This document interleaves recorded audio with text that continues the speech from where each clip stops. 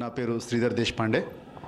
వృత్తిరీత్యా ఇరిగేషన్ డిపార్ట్మెంట్లో deputy executive ఇంజనీర్గా పనిచేస్తున్నాను. కమిషనర్ గోదావరి బేసిన్ సెక్షన్లో ఈ గోదావరి బేసిన్ ప్రాజెక్ట్స్ మీద నేను వాటికి సంబంధించిన వ్యవహారాలు చూస్తుంటాను. ఇక తెలంగాణ ఉద్యమానికి సంబంధించి తెలంగాణ విద్యావంతుల వేదిక రాష్ట్ర ఉపాధ్యక్షుడిగా, తెలంగాణ రచయితల వేదిక ఉపాధ్యక్షుడిగా కూడా నేను ఉద్యమంలో నా శక్తి మేరకు పనిచేస్తున్నాను. ఈ క్రమంలోనే తెలంగాణ రచయితల వేదిక 2001లో అది ఆవిర్భవించిన నాటి నుంచి తెలంగాణ సోయి అనే ఒక పత్రికని వెలువరిస్తున్నది. అట్లనే తెలంగాణ విద్యావంతుల వేదిక తరపున తెలంగాణ టైమ్స్ అనే ఒక సామాజిక ఆర్థిక విశ్లేషణలు ఇచ్చే పత్రికగా ఒకటి వెలువరిస్తున్నది. ఈ రెండు పత్రికలను నేను చూస్తున్నాను, వాటి బాధ్యత నేను నిర్వహిస్తున్నాను ఎడిటర్గా. మీకు తెలుసు, తెలంగాణ రచయితల వేదిక ఏర్పడింది ఎందుకంటే ఈ కోస్తాంధ్ర సాంస్కృతిక వలసీకరణ క్రమంలో తెలంగాణ చారిత్రక సాహిత్య భాష సాంస్కృతిక అస్తిత్వాలు పూర్తిగా పరాయీకరణకు గురై మన భాషని మన సంస్కృతిని మర్చిపోయే ఒక దుర్భర పరిస్థితి ఏర్పడిన సంగతి మీకు తెలుసు. తెలంగాణ రచయితల వేదిక ఈ సాంస్కృతిక వలసీకరణ నుంచి భాషా సాంస్కృతిక అస్తిత్వం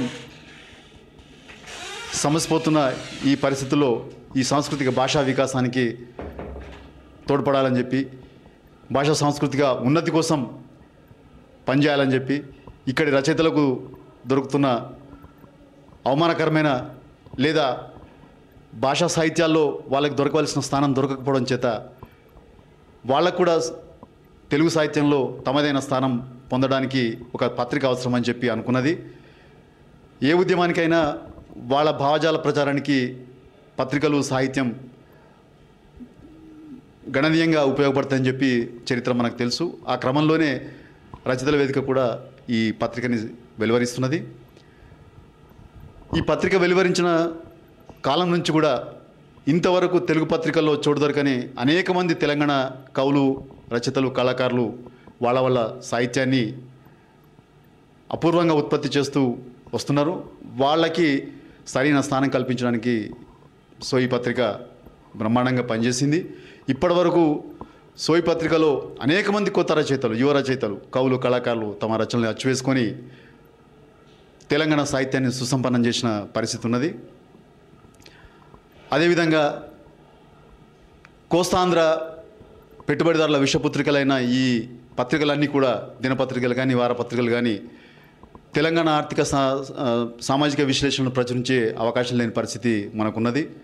మనం ఎంత తపన పడుతున్నప్పటికీ, ఆర్తిపడుతున్నప్పటికీ మనం చెప్పే విషయాలు పత్రికల్లో రావటం లేదు. వీటిని కూడా ప్రపంచానికి తెలియజేసి కనీసం మన కార్యకర్తలకైనా, తెలంగాణ ఉద్యమకారులకైనా తెలియజేసే అవకాశం ఉండాలని చెప్పి మనం చేసే కార్యక్రమాల విషయం కానీ, మనం చేసే ఆర్థిక సామాజిక విశ్లేషణలు కానీ, మన కార్యక్రమాల వివరాలు కానీ రికార్డ్ కావాలనే ఉద్దేశంతో, కనీసం కార్యకర్తలకు చేరాలనే ఉద్దేశంతో తెలంగాణ విద్యావంతుల వేదిక తరపు నుంచి తెలంగాణ టైమ్స్ పత్రికను కూడా మేము తీసుకొస్తున్నాం. 2006లో మొదలైన పత్రిక ఇప్పటిదాకా 18 సంచికల్ని తీసుకొచ్చింది. అందులో 2 ప్రత్యేక సంచికల్ని కూడా మేము వెలువరించినాం. 2006లో జూన్ నెల సంచికని 1969 ఉద్యమ ప్రత్యేక సంచికగా తీసుకొచ్చినాం. అట్లనే 2007 డిసెంబర్ సంచికని పాలమూరు ప్రత్యేక సంచిక కూడా మేము వెలువరించినాం. ఇట్లా అటు తెలంగాణ సోయి పత్రిక ద్వారా సాహిత్య రంగంలో, ఇటు సామాజిక ఆర్థిక విశ్లేషణలో తెలంగాణ టైమ్స్ గణనీయమైన కృషి చేస్తున్నది. అనేక మంది రచయితల్ని పరిచయం చేసింది, అనేక సమస్యలను విశ్లేషించింది. అయితే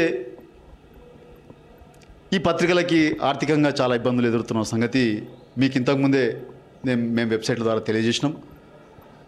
కొంతమేరకు అమెరికాలో, విదేశాల్లో ఉన్న ఎన్ఆర్ఐస్ వీటిని సపోర్ట్ చేస్తూ వస్తున్నారు.